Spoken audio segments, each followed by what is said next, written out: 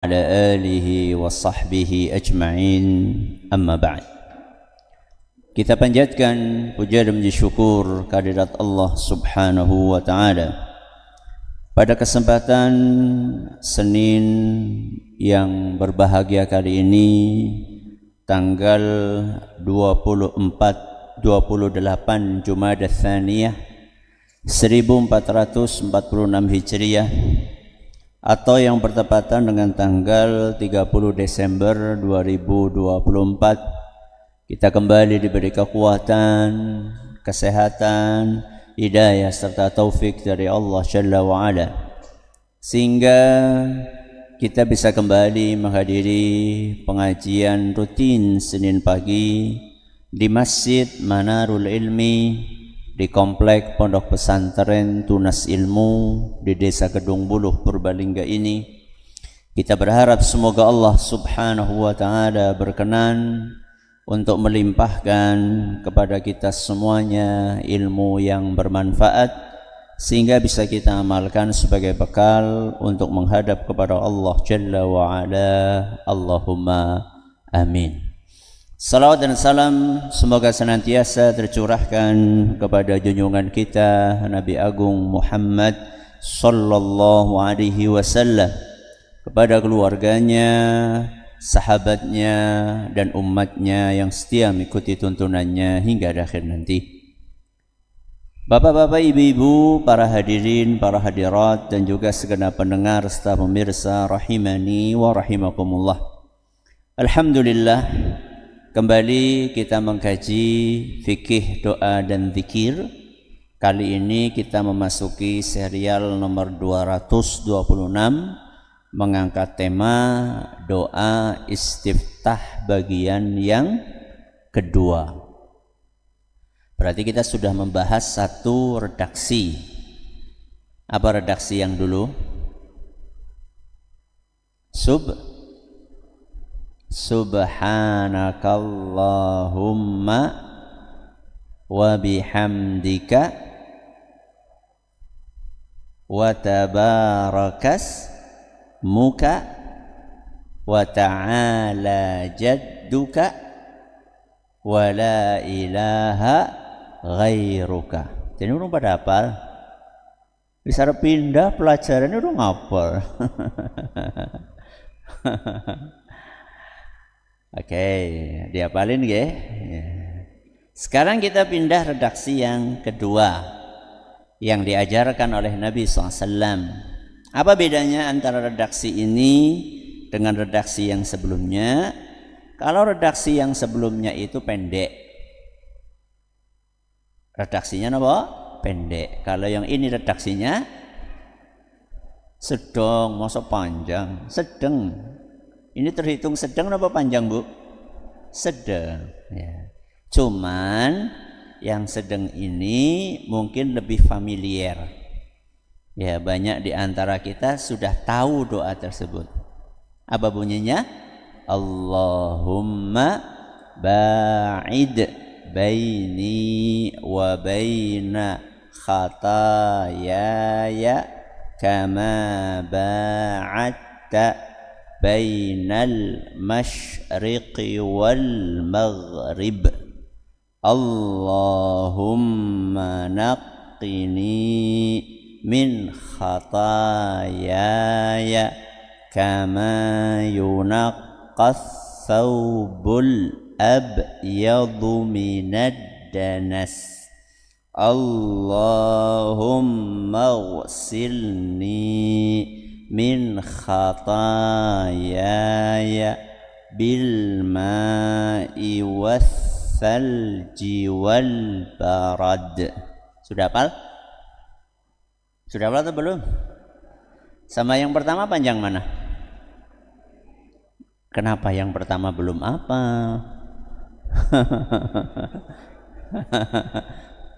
Soalnya kawit biyen sinaune sing kiye. Masyaallah. Ayo kita baca bareng-bareng. 1, 2, 3.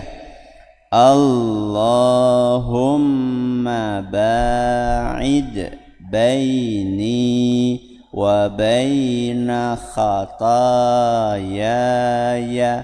كما باعدت بين المشرق والمغرب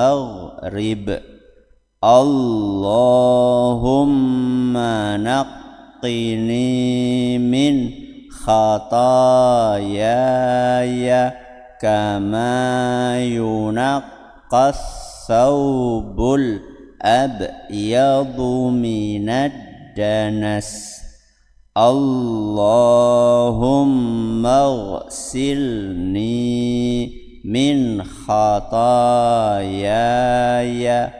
بالماء والثلج والبرد.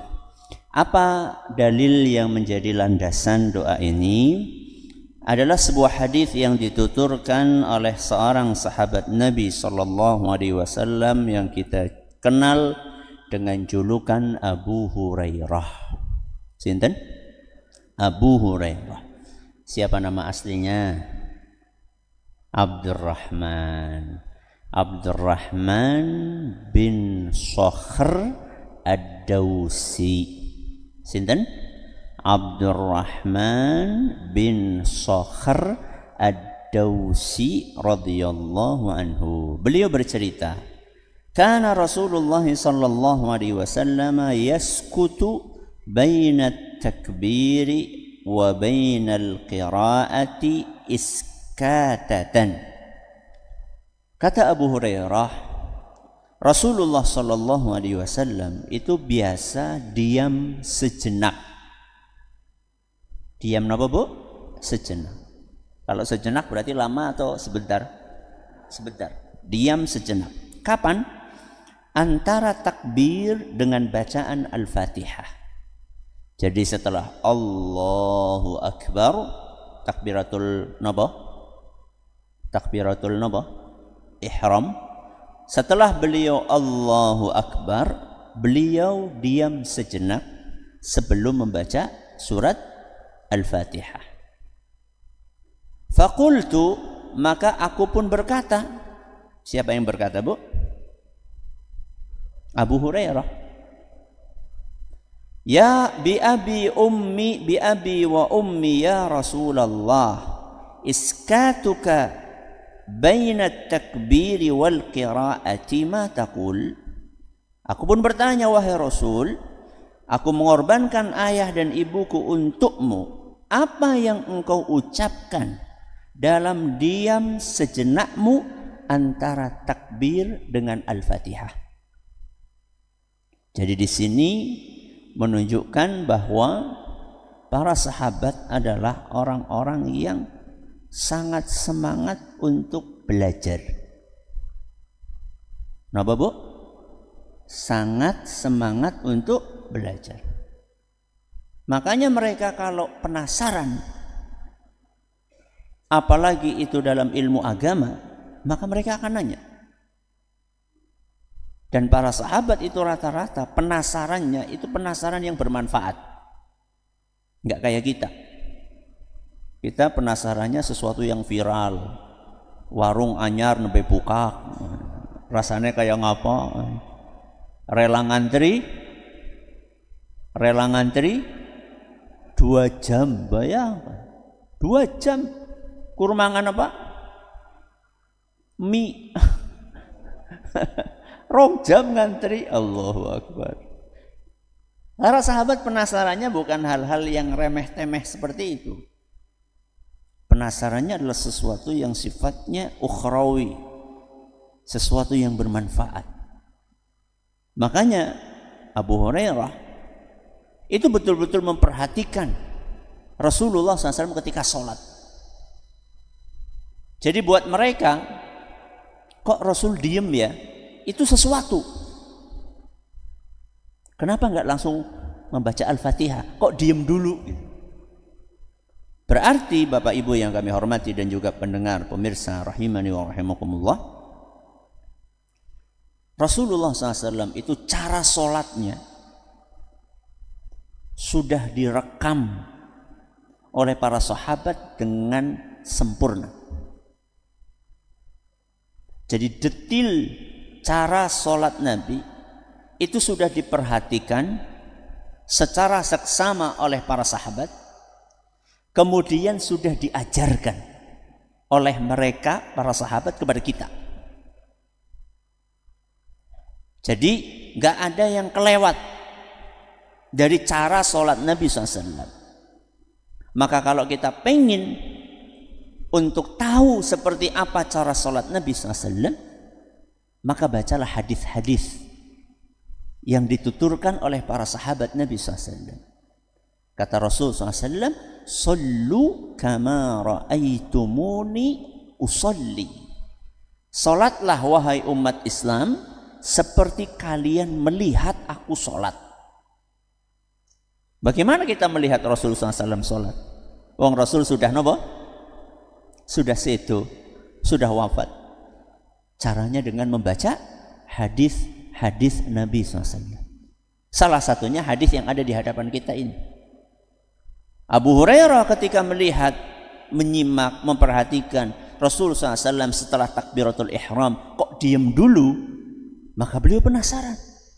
Beliau bertanya kepada Nabi sallallahu alaihi wasallam, "Wahai Rasul, ketika engkau diam sejenak itu, apa yang engkau baca?"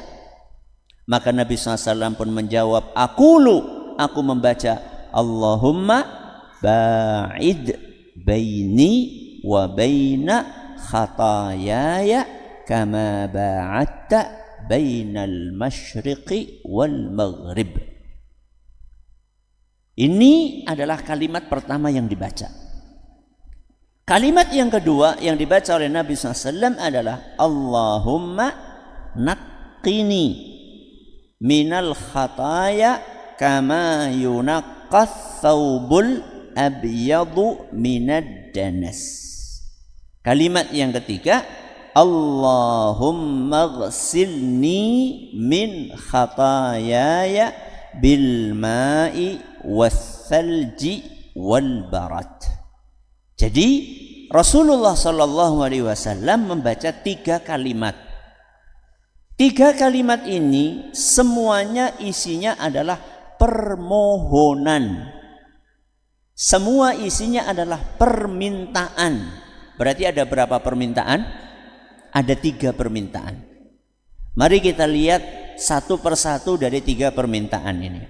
Permintaan yang pertama adalah, "Allahumma ba'id baini wa baina khatayaya kama ba'adta bainal masyriqi wal maghrib." Ya Allah, jauhkanlah aku dari kesalahan-kesalahanku seperti engkau menjauhkan jarak antara timur dengan barat. Kita minta kepada Allah supaya kita dijauhkan dari dosa-dosa seperti jauhnya jarak antara mana dengan mana? Timur dengan barat. Timur dengan apa? Barat. Berapa jauh? Jauh banget. Puluhan ribu kilometer. Kenapa? Puluhan ribu kilometer. Maksudnya apa, Ustaz? Maksudnya kita itu minta agar dihindarkan dari dosa. Sejauh-jauhnya. Seperti jauhnya timur dengan apa? Barat. Jadi seakan-akan dosanya itu di timur, kita di mana? Kita di barat. Berarti ketemu nama betul? Ya enggak ketemu. Sama sekali kita enggak ketemu sama dosa. Itu yang kita minta sama Allah. Kita memohon kepada Allah supaya tidak dekat-dekat dengan dosa, supaya tidak didekati dengan dosa, oleh dosa atau mendekati dosa. Kan ada 2 jenis, Bu. Ada orang didekati dosa, ada orang mendekati dosa. Ada orang didekati dosa, ada orang mendekati dosa. Kita yang mana, Bu? Kalau bisa, enggak dua-duanya. Didekati dosa sih bagaimana? didekati dosa itu jenengan lagi di rumah. Terus datang temennya jenengan. Tok tok tok, assalamualaikum, waalaikumsalam. Anak apa? Ngerumpi yuk. Itu namanya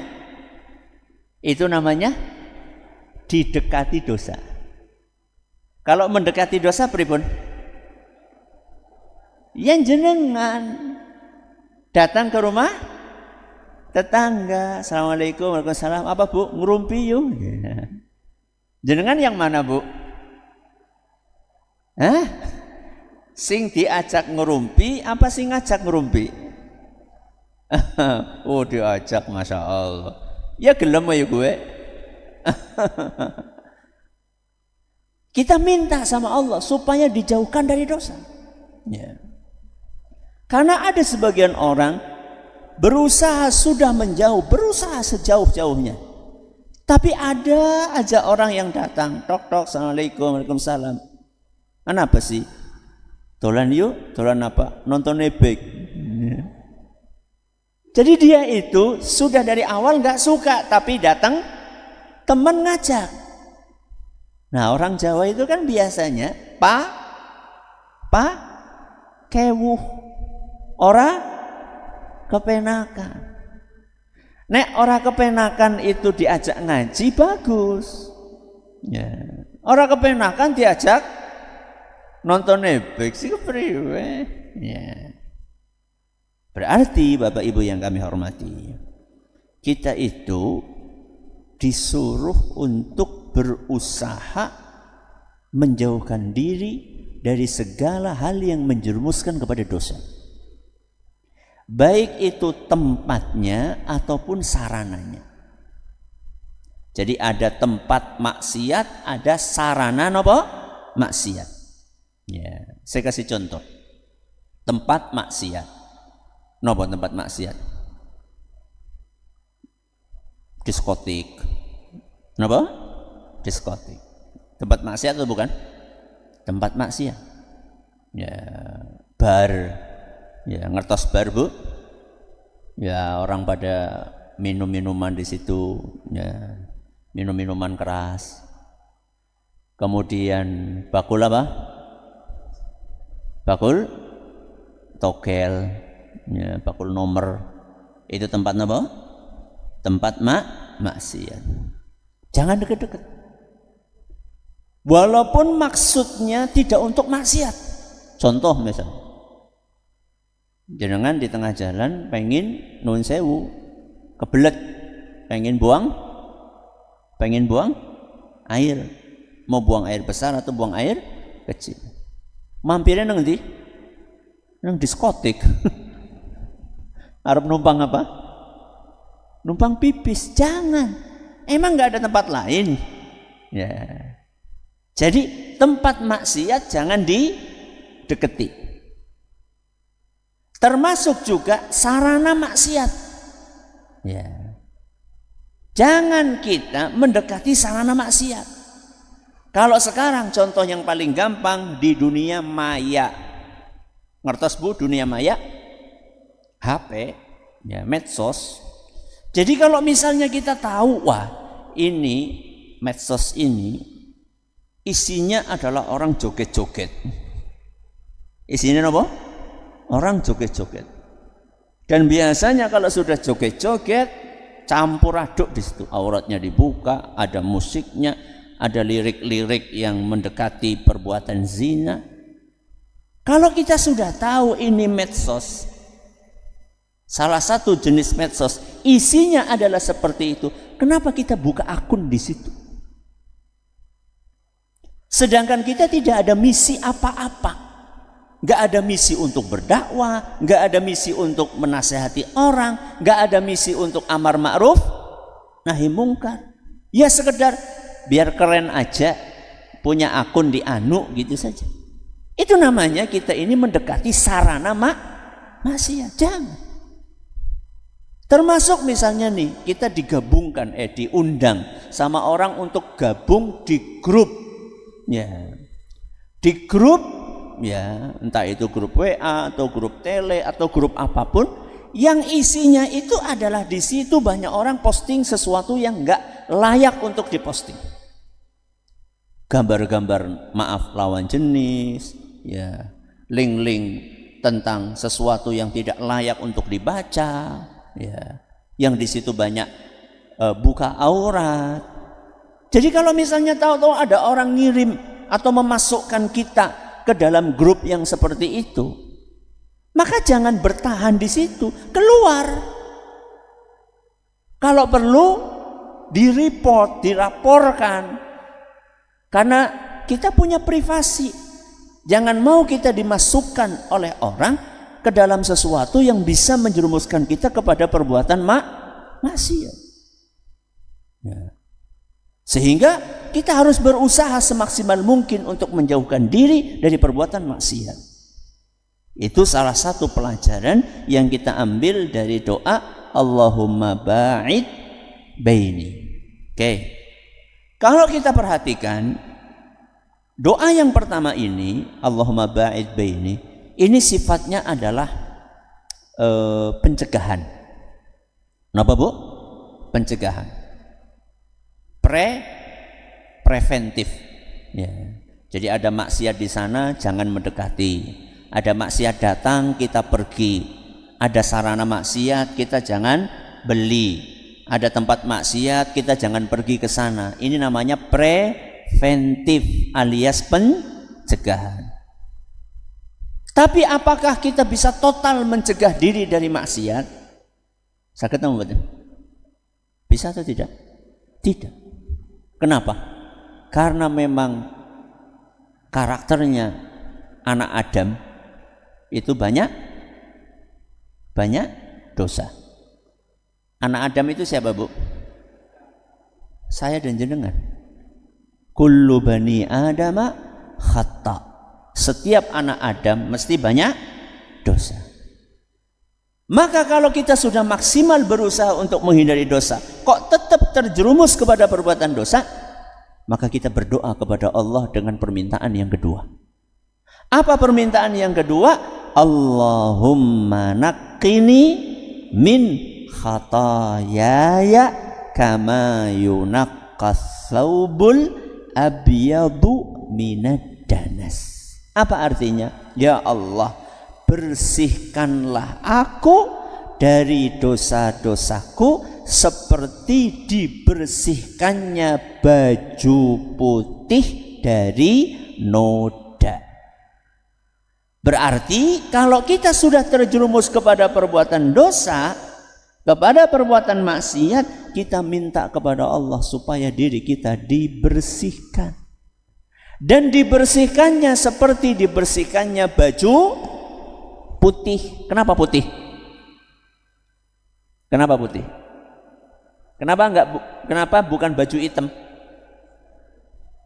Karena kalau baju hitam seringnya gak kelihatan apanya? Kotorannya. Kalau baju putih terkena kotoran dikit langsung kelihatan. Maka kita minta kepada Allah, ya Rabbi, bersihkanlah diriku seperti dibersihkannya baju putih dari dosa. Kalau hati kita sudah bersih, itu hati kita akan terasa tenang dan akan terasa ringan untuk beribadah kepada Allah. Saya tanya sama jenengan, pernah nggak jenengan merasa males beribadah? Bu, pernah atau tidak? Pernah apa sering? Oh sering. Pernah gue pisan pindo.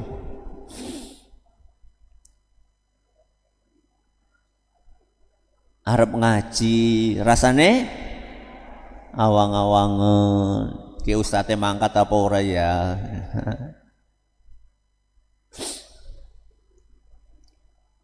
Mau baca Al-Quran baru dapat 1 halaman sudah ngantuk ya. Ongap-angup ya. Sudah berangkat sampai di pengajian, teklak, tekluk, ndi wonge.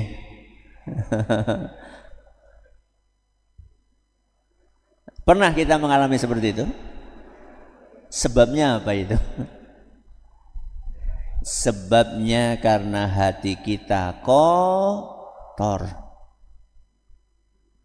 Kebanyakan dosa. Terus supaya kita jadi terasa ringan lagi untuk ibadah bagaimana? Ya dibersihkan. Diapain? Dibersihkan. Dibersihkan hati kita dari dosa-dosa tersebut. Caranya bagaimana? Baca doa ini. Baca doa ini. Kita minta kepada Allah supaya hati kita putih lagi. Karena aslinya hati manusia itu putih. Yang membuat hitam apa? Dosa dan maksiat. Dan kalau sudah hitam, jadinya malas untuk beribadah. Bawaannya malas, berat. Ya. Begitu sholat di masjid, imamnya setelah baca Al-Fatihah terus amma yatasaalun, waduh kita wage.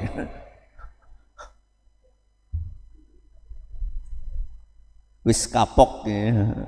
Orang maning-maning nang manarul. Imame suratane dawa. Itu tandanya hati kita lagi kurang beres. Ya. Maka kita meminta kepada Allah agar dibersihkan dari dosa. Ini permintaan yang keberapa?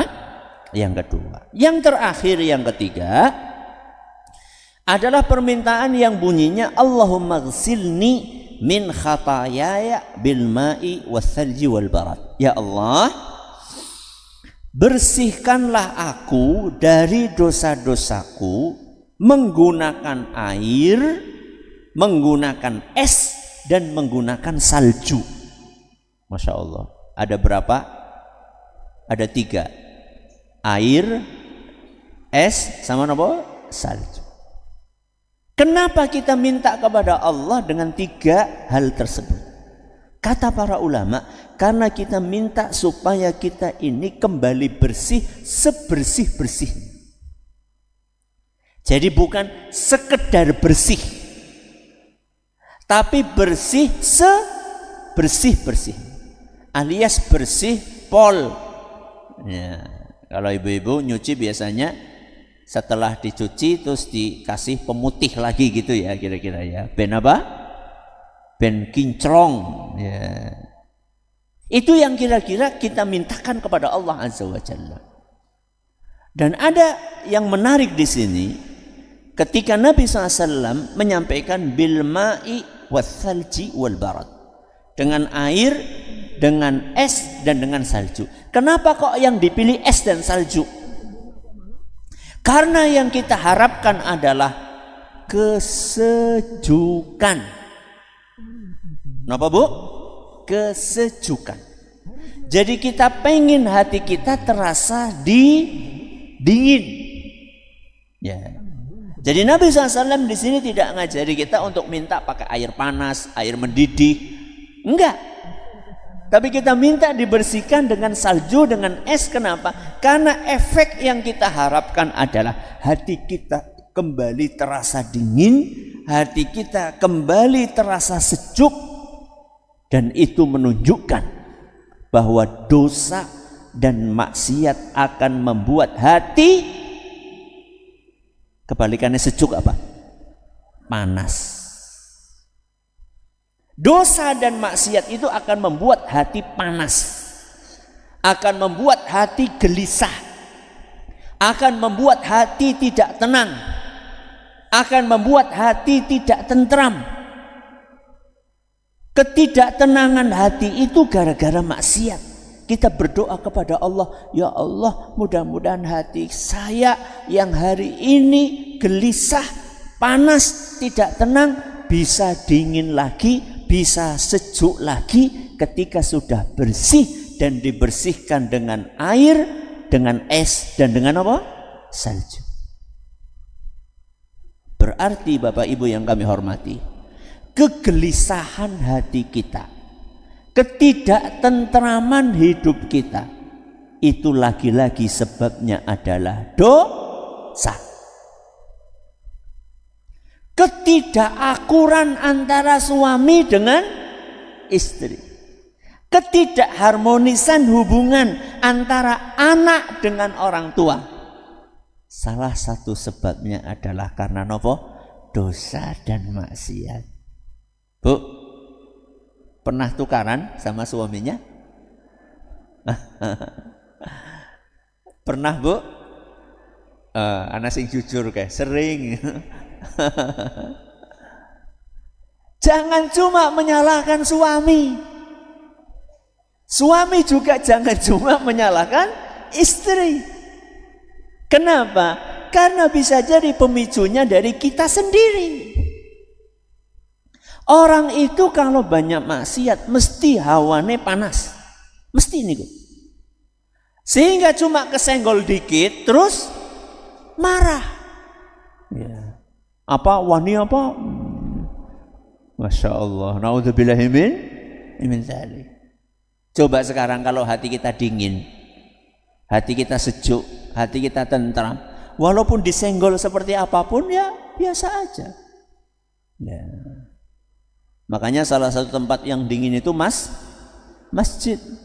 Ya. Coba sekarang jenengan lagi di masjid kayak gini, terus disenggol sama apa? Temennya yang di samping. Bu, aja ngantuk. Ya, marah nggak? Enggak. Coba kalau senggolan neng dangdutan, prewen jajal. Padahal nggak sengaja, langsung mecicil gue. Wani apa? Ayo gelut siki. Suasananya panas. Di sini suasananya apa? Dingin. Karena apa? Karena di sini kita beribadah kepada Allah Subhanahu wa taala. Dan orang yang duduk-duduk di masjid untuk belajar ayat-ayat Allah, untuk belajar ilmu agama, dia akan diliputi dengan rahmat dari Allah Subhanahu wa taala dan akan dikelilingi oleh para malaikat. Makanya suasananya dingin. Ya. Jadi maksiat itu akan membuat gelisah. Maksiat akan membuat panas. Maksiat akan membuat tidak tentram. Makanya sebagian ulama itu mengumpamakan orang yang memuaskan dirinya dengan maksiat seperti orang yang sedang kehausan disuruh minum air laut. Apa yang terjadi, Bu? Tambah haus. Walaupun minumnya segalon, tambah nopo? Tambah. Jadi orang yang ingin memuaskan diri dengan maksiat akan selalu ketagihan dan tidak akan pernah puas. Makanya Bapak Ibu yang kami hormati, ayo latihan ngurangi maksiat. Syukur-syukur meninggalkan total maksiat. Contoh yang paling gampang, gini saja. Jenengan punya HP? Punya HP? Punya. Dalam sehari jenengan buka HP berapa kali? Bu, berapa kali? Gak pernah? Masya Allah. Saking seringnya jadi gak inget berapa kali. Oke. Dalam sehari jenengan buka Quran berapa kali? Gak inget juga. Saking apa nih? Saking jarangnya. Coba diubah, coba diganti. Coba diganti sering-sering buka nopo? Al-Quran, ngurangi buka HP. Jenengan akan merasa tentram dan damai. Kenapa? Karena Al-Quran isinya adalah firman-firman Allah, perkataan-perkataan Allah, kalamnya Allah, sedangkan HP isinya omongan manusia. Omongan manusia dengan perkataannya Allah lebih istimewa mana? Perkataannya Allah. Omongan manusia itu ada yang benar, ada yang salah. Ada yang bermanfaat, ada yang tidak bermanfaat. Perkataannya Allah, ada enggak yang enggak bermanfaat? Enggak ada. Enggak mungkin perkataan Allah enggak bermanfaat.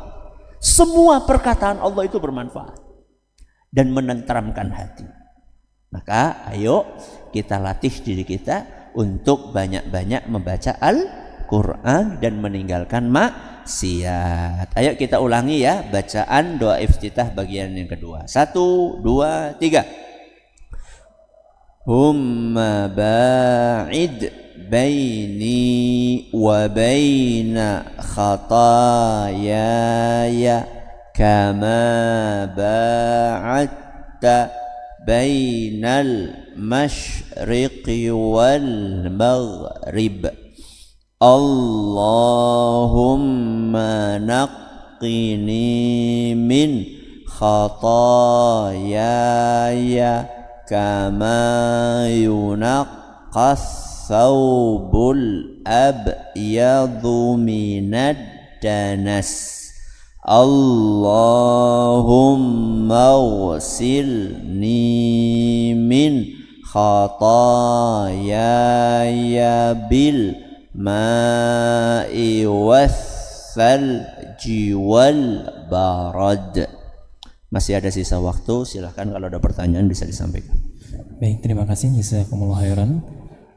Kami bacakan pertanyaan pertama. Afwan Ustadz izin bertanya, apakah boleh kita membaca doa istiftah tersebut di saat sujud atau di waktu-waktu yang mustajab? Jazakumullah khairan. Apakah boleh kita membaca doa ini ketika sujud atau di waktu-waktu lain yang mustajab? Kalau di waktu sujud, ya saya berpandangan ya sebaiknya tidak. Ya sebaiknya tidak. Karena doa ini dibaca oleh Nabi SAW kapan?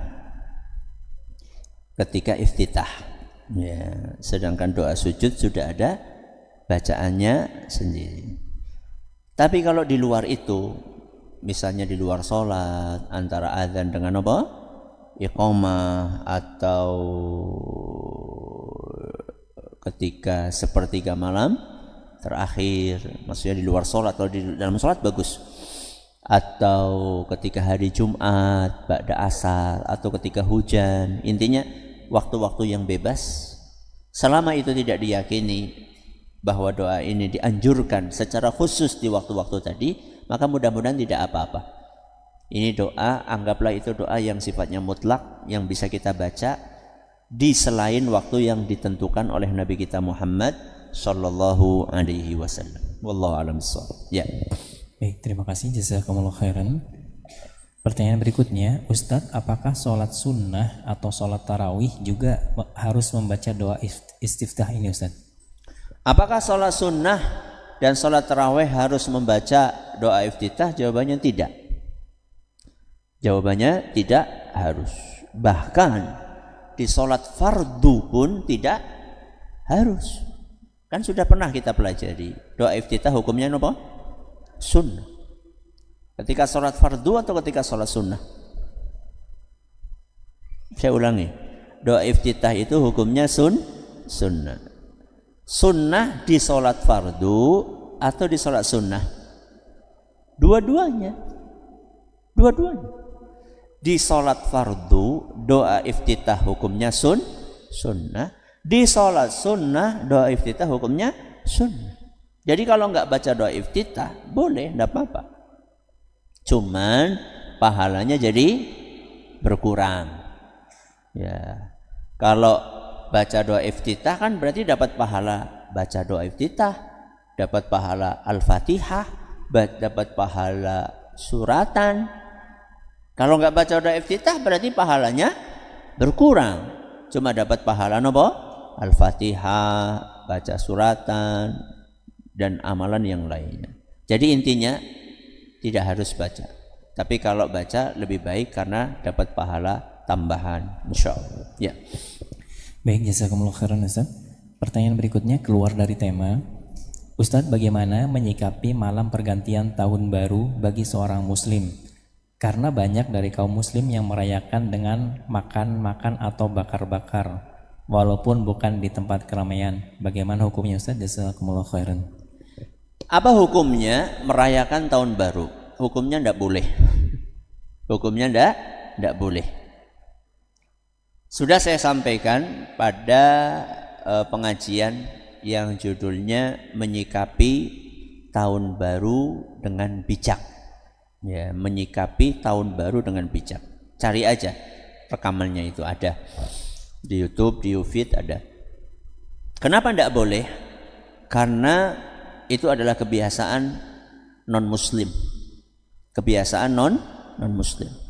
Dan kita orang Islam diajarkan oleh agama kita untuk tidak gampang ikutan. Ya, umat Islam harus menjadi panutan, bukan ikutan. Ya. Yang kedua, kenapa tidak boleh? Karena akan mengakibatkan biasanya telat subuhan. Karena begadang sampai jam berapa? Sampai jam 12. Ya, nunggu sampai pukul 00. Itu pun nggak bisa langsung tidur. Ya, paling nanti tidurnya jam 1, jam 2. Akhirnya subuhannya kemungkinan telat. Kemudian juga secara duniawi rugi. Apa ruginya? Ruginya berpotensi tertular penyakit. Ya. Ketika ikut-ikutan niup apa? Trompet. Ya. Bayangkan trompet yang kita tiup itu sudah berapa mulut. Mulut yang pertama pengrajin trompet. Pengrajin trompet ketika bikin trompet dia akan apa dulu? Akan coba dulu, akan dia tiup. Bunyi enggak? Oke, mulut pertama. Terus oleh pengrajin dijual kepada siapa? Kepada penjual. Ya, pengecer trompet. Sama pengecernya diapain? Dicoba mulut kedua. Pengecer dia jualan di pinggir jalan. Ketika ada orang mau beli, calon pembeli, sama si calon pembeli di apa? Dicoba lagi. Mulut keberapa? Mulut ketiga. Nggak cocok, diletakkan. Berarti ketika jenengan beli, jenengan mulut keberapa? Keempat, kelima, keenam. Dan kita nggak tahu si pengrajin, si pengecer, si calon pembeli tadi mulutnya ini bersih apa enggak, punya penyakit apa enggak. Terus kita ikut-ikutan toet. Nah. Rugi secara kesehatan, rugi juga secara materi. Ya. Kita keluar duit untuk hal-hal yang tidak bermanfaat, rugi waktu juga, waktu kita tersita untuk hal yang tidak bermanfaat. Intinya umat Islam gak usah ikut-ikutan yang seperti itu. Lah Ustadz, kalau kita pengen masak-masak malam itu bagaimana? Ya kalau niatnya sekedar masak-masak ya nggak harus tanggal malam 1. Kenapa nggak nanti malam aja? Ya. Nanti malam berarti malam berapa Bu? Malam 31. Atau malam 2. Kenapa mesti malam 1? Ya. Seakan-akan itu ada apanya? Ada kelebihannya, ada keistimewaan. Enggak ada, sama aja. Malam tanggal 1 Januari sama malam tanggal 2 Januari sama malam tanggal 31 Desember sama aja, enggak ada bedanya. Ya. Jangan ikut-ikutan. Kita umat Islam punya izzah. Kita umat Islam punya harga diri. Ya, enggak seperti air di atas daun talas. Ya, kancane ngalor melu ngalor, kancane ngidul melu ngidul, kancane toet melu toet. Jangan. Kita ini umat yang punya harga diri, punya kehormatan, punya prinsip, gak gampang mengikuti arus. dan kita tidak tahu arus itu baik atau tidak baik. Apalagi kalau sudah tahu itu tidak baik. Baik. Cukup? Masih ada? Masih ada. Ya. Baik, jazakumullah khairan Ustaz atas jawabannya. Pertanyaan berikutnya, Ustaz, bagaimana cara sholat sunnah qobliyah zuhur 4 rakaat? Apakah 2 kali salam atau 1 kali salam seperti sholat zuhur? Jazakumullah khairan. Lebih baik 2 rakaat salam, 2 rakaat salam. Karena dengan demikian maka pahalanya akan lebih banyak. Pahalanya akan lebih banyak. Apa lebih banyaknya? Ketika dia 2 rakaat salam, 2 rakaat salam, maka dia akan mendapatkan pahala tahiyat akhir, ya. Kemudian dia akan mendapatkan pahala 2 kali salam, ya, ke kanan dan ke kiri di 2 rakaat yang pertama, kemudian juga akan mendapatkan pahala tersebut di 2 rakaat yang kedua. Lebih baik dipisah 2 rakaat karena amalan yang akan didapatkan lebih banyak. Ini yang bisa kita pelajari pada hari ini. Terima kasih atas perhatiannya. Mohon maaf atas segala kekurangannya. Kita akhiri dengan doa kafaratul majlis. Subhanakallahumma wa bihamdika asyhadu an la ilaha illa anta astaghfiruka wa atubu ilaik. Wassalamualaikum warahmatullahi wabarakatuh.